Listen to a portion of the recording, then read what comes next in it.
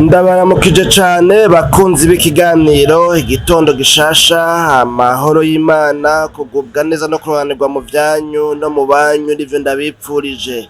Muteramanye na jewe Janvier Manirambona muri kino kiganiro igitondo gishasha nkuko mumaze kubimenyera. Tukaba dufise ijambo ry'Imana rya misi yose mu gatondo, igihe cose Imana iba yatugiriye ubuntu.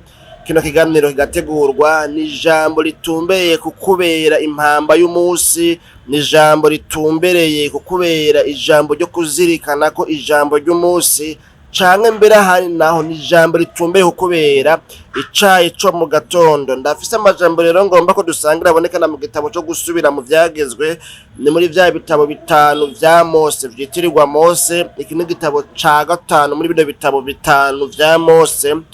Hanyuma ni mu gice ca 32 dusoma duhere ku murongo wa 44 tugeze ku murongo wa 47, ariko hari n'amajambo ndondera ko duhagarara ku muno mwanya mutoya tutiriwe turazirora. Ni amajambo abonekana ku murongo wa 47.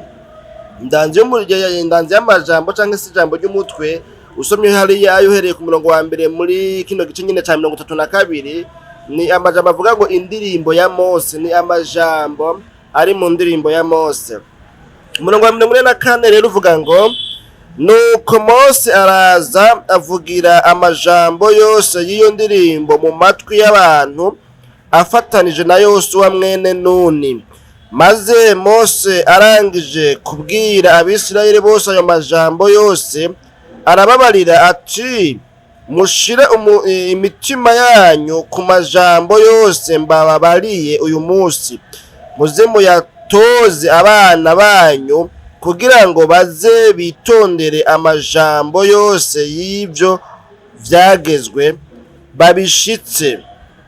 Umurongo rero wa 47 niwo uvuga ngo ivyo ntimubigire ivyoroshe, kuko ari vyo ubugingo bwanyu, kandi nimwavyitondera bizobahesha kurambira mu gihugu ico mugiye kujabuka Yorodani ngo mucinjire.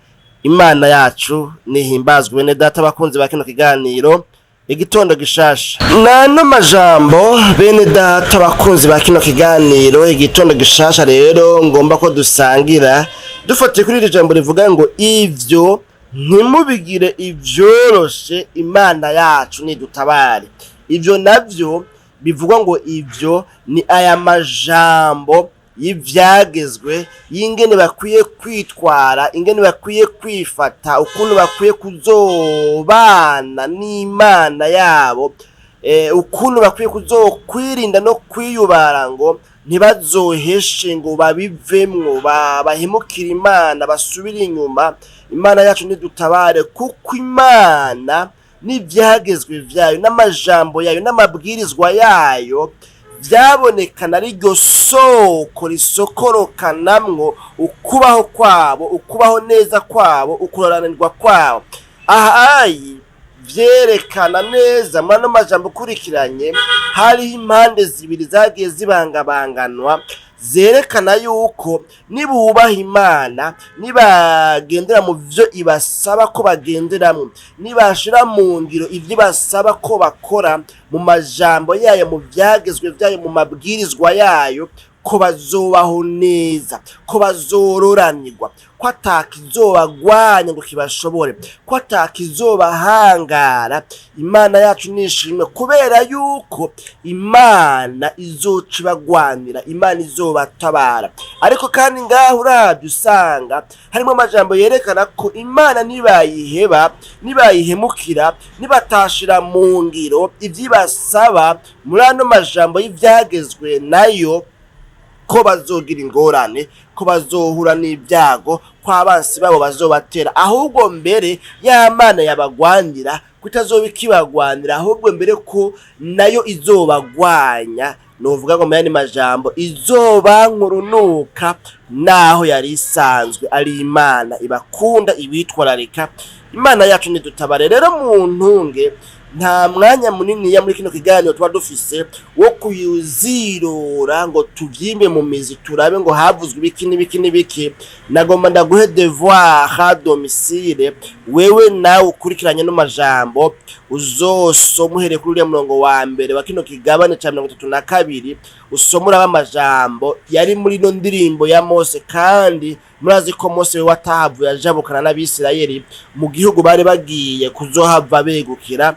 Imana yacu ntidutabara rero ngo Mose ahejeje kubwira aya majambo yose Abisirayeli, aya majambo ari muri ino ndirimbo, ngo acaraheza ababwira n'amajambo twabonye yavuze ngo ivyo ntimubigire ivyoroshe. Imana yacu ntidutabare. Ngaha rero novuga ngo ni mise en garde, n'umuntu abakubwira, novuga ngo akugabisha kugira ngo wirinde cane, wiyubare cane, ube maso, ukanure maremare, niko nari kuvuga ngo uyafyure, ntihagira akantu ko guca mu ryahumye, ntihagira akantu ko guca mu myanya y'intoki, ntihagira akantu ko guponyoka ngo uhave usanga uguye mu mutego. Imana yacu ntidutabare. Rahabwa ngo yemwe mw'Abisirayeli mwe, ivyo ntimubigire ivyoroshe kuko muri byo hanyegejwe ubugingo. Ngaho twabonye avuga ngo kuko ari byo bugingo bwanyu.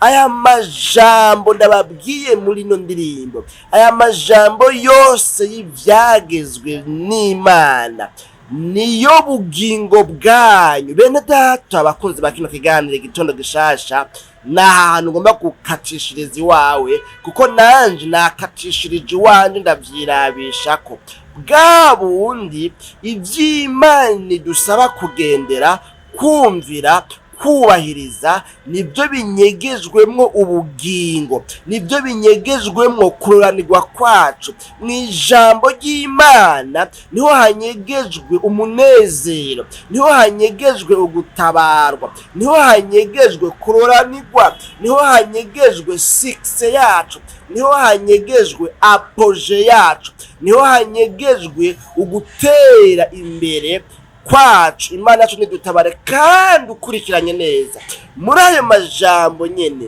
ni naho hatwereka ingene dushobora kugirane gukorokera mu mutego, ugasanga turatakaje vya vyiza byose Imana yadusezeraniye.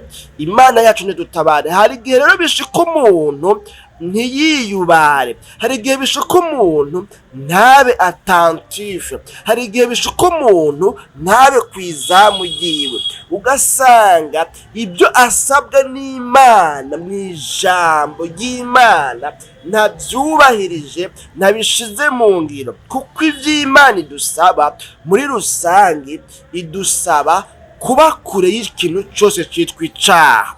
Ubwa kabiri ikadusaba kugirane, kuyihimbaza, kuyitazira, gutuma izina ryayo n'icubahiro cayo mw'isi, novuga ngo vyamamara, tukamamaza Imana. Kuko mw'isi hari novuga ngo intambara iri hagati y'ikibi n'iciza, iri hagati novuga ngo ya Satani n'Imana.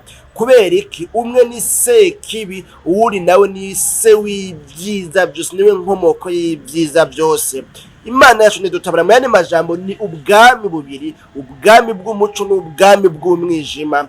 Imana yacu ntidutabara. Rero iyo bishitse umuntu agasamara, ibi nakabifata minenegwe, akabifata ibisanzwe. Nagiye mbona mu vyigwa ugasanga umuntu icigwa aragikengereye kubera kiri ku manota makeya, kubera gifise amasaha makeya, kubera ko atari cours d'option, kubera ko atari icigwa c'igisata. Nimba ariko yiga lettre moderne, ngo tusanga agakuru novuga nk'aka sport epesi, ugasanga arakihojeje agafasha ibisanzwe ngo ako nikontema, ariko bikarangira kamutemye. Imana yacu ntidutabare, canke kagatuma aronka amanota mabi, kakagwiza amayesheke, ugaca usanga rero kubure umuntu biramugarukiye, bimugirira ingaruka kambi. Imana yacu ntidutabare. Rero ntera nsozera n'aya majambo namwe narinda bazaniye abakunzi ba kino kiganiro igitondo gishasha. Aya majambo avuga ngo ivy'Imana yihanikiriza, ivy'Imana isaba, kugendera mu vyagezwe vyayo, kuyubaha, kwanga icitwa icaha, kwirinda no kwiyubara ngo ntitugwe mu vyaha, gukora ivy'igomba. Ibi byose biri mu vyagezwe vyayo. Ntitubyite ivyoroshe, ntitubifate ibisanzwe, ntitubifate nk'aho mengo ntibigira agaciro, kuko birafise agaciro, binyegejwemwo ubugingo bwacu. Ngaho twabonye ngo